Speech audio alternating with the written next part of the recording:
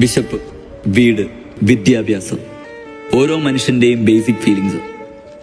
വിശപ്പ് അനുഭവിച്ചിട്ടുണ്ടോ?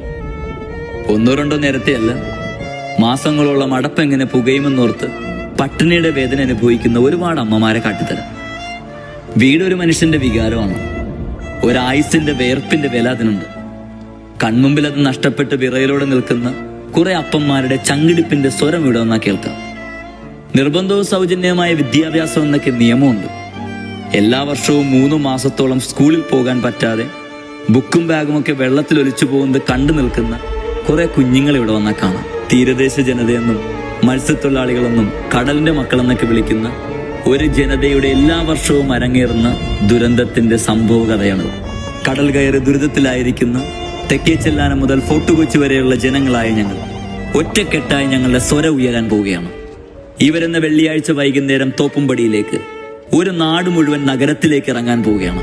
ഹൃദയത്തിൽ കരുണയുടെ അംശം ഇത്തിരിയെങ്കിലും ഉണ്ടെങ്കിൽ ഞങ്ങളോടൊപ്പം നിൽക്കണം, പിന്തുണയ്ക്കണം. ഞങ്ങളുടെ മക്കൾക്കും പഠിക്കണം, അവർക്കും ജീവിക്കണം.